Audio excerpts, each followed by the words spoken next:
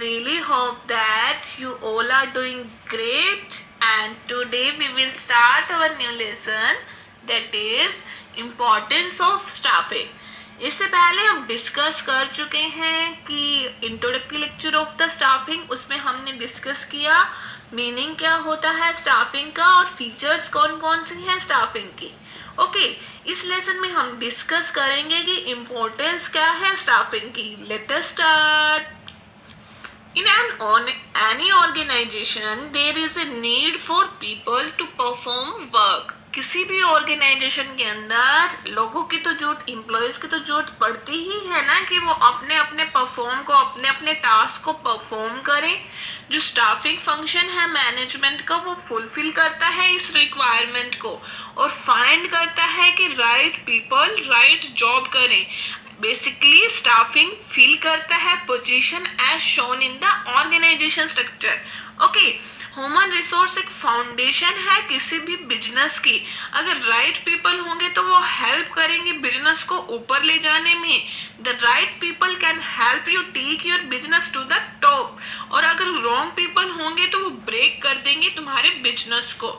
ठीक है, इसलिए आप समझो कि राइट पर्सन राइट टाइम पे राइट पोजीशन पे फुलफिल होना कितना मस्ट है. अगर right people right person right employ बैठा होगा एक बिजनेस पे तो क्या होगा, बिजनेस हमारा टॉप पे चला जाएगा. अगर रॉन्ग एम्प्लॉयज होंगे, रॉन्ग पीपल बैठा होगा तो वो क्या करेगा, हमारे बिजनेस को डिस्ट्रॉय कर देगा, ब्रेक कर देगा. That is staffing fulfill the position as shown in the organization structure and find the right people for the right job. जो right people हैं वो क्या करें, right job करें. that is staffing.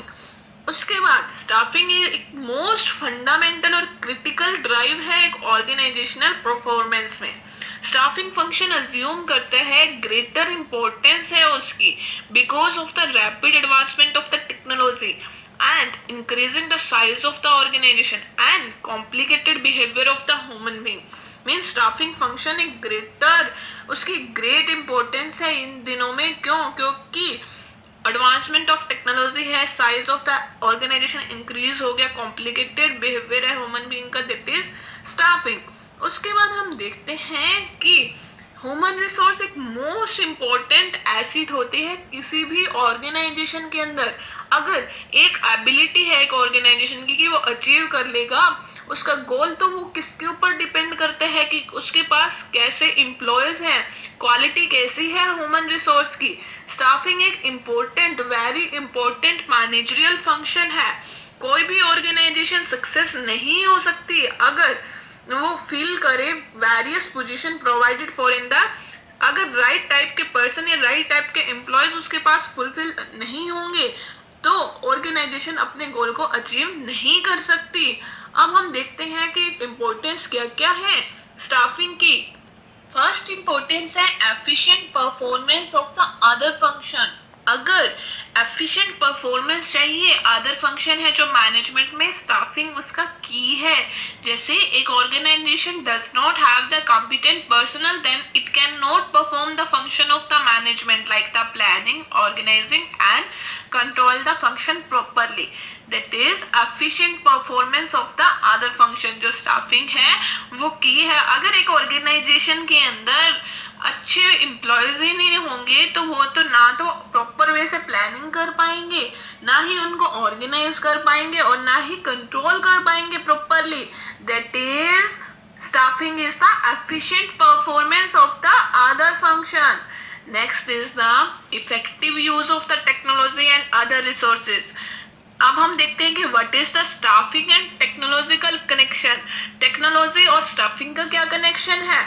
Well, it is the human factor that is the instrumental in the effective utilization of the latest technology, capital, material, etc. अगर human factor होंगे तो वो एक इंस्ट्रूमेंट इफेक्टिवली यूटिलाइज करेंगे ना. Technology, जो latest technology है, latest capital है, मटेरियल है, उनका प्रॉपरली वे से यूज करेंगे. अगर बेस्ट ह्यूमन फैक्टर होंगे, हमारे पास बेस्ट ह्यूमन एम्प्लॉयज होंगे, बेस्ट हमारे पास मैन पावर होगी, तो वो अच्छे वे से लेटेस्ट टेक्नोलॉजी का यूज करेंगे, कैपिटल का यूज करेंगे, मटेरियल का यूज करेंगे. That is called the staffing and technological connection. जो मैनेजमेंट इंश्योर करता है कि right kind of personnel by performing the staffing function. अगर right kind के personnel हमारे पास available होंगे तो वो अवेलेबल होंगे तो वो परफॉर्म करेंगे अच्छे से स्टाफिंग फंक्शन को. Next is the importance of the staffing is optimum utilization of the human resource.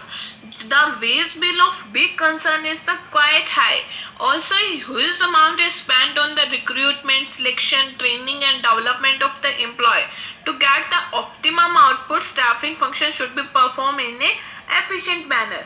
ठीक है, ऑप्टिमम यूटिलाइजेशन होना चाहिए ह्यूमन रिसोर्सेज का. बिकॉज जैसे हम रिक्रूटमेंट करते हैं, सिलेक्शन करते हैं, ट्रेनिंग एंड डेवलपमेंट पे बहुत ज़्यादा हमारे पास ऑब्जेक्टिव क्या होता है कि हमारे को ऑप्टिमम यूटिलाइजेशन, राइट पर्सन मिले जो कि राइट जॉब को करे, अच्छे से सब कुछ करे. मीन्स हमारा मेन गोल होता है कि ऑप्टिमम यूटिलाइजेशन हो ह्यूमन रिसोर्सेज का. Okay, next importance of the staffing is development of human capital. Another function of staffing is concerned with human capital requirement. अगर management is required to determine in advance the manpower requirement, management पहले ही देख लेती है कि किस department में कितने manpower required है. Therefore, it has also to train and develop the existing personnel for the career advancement, and this will meet the requirement of the company in future. Means जो हमारे पास एग्जिस्टिंग एम्प्लॉयज हैं उसको company क्या करती है, training देती है, develop करती है, जिससे कि उसका करियर है वो ग्रो करे और इससे क्या होगा, जो कंपनी की जो फ्यूचर नीड्स है उसको फुलफिल कर सके. That is the development of the human capital. This is the importance of the staffing. Next is the motivation of the human resource.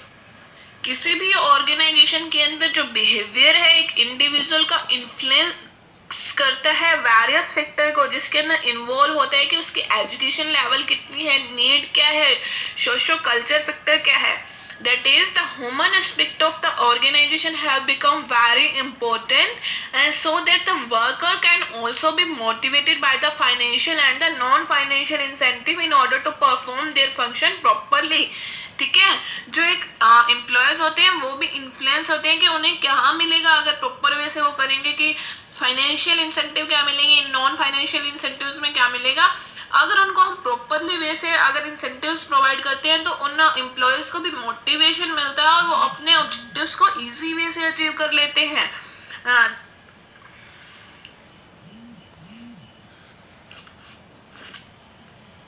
And organisation के ऑब्जेक्टिव्स भी इजी वे से achieve कर लेते हैं. लेटेस्ट रिवाइज की क्या क्या है इंपॉर्टेंट स्टाफिंग की इंपॉर्टेंस होती है स्टाफिंग की. फर्स्ट इज द, सबसे पहले तो आपको ध्यान होना चाहिए कि अगर राइट पर्सन होगा तो वो बिजनेस को टॉप पे पहुंचा देगा, अगर रॉन्ग पर्सन होगा तो डिस्ट्रॉय कर सकता है बिजनेस.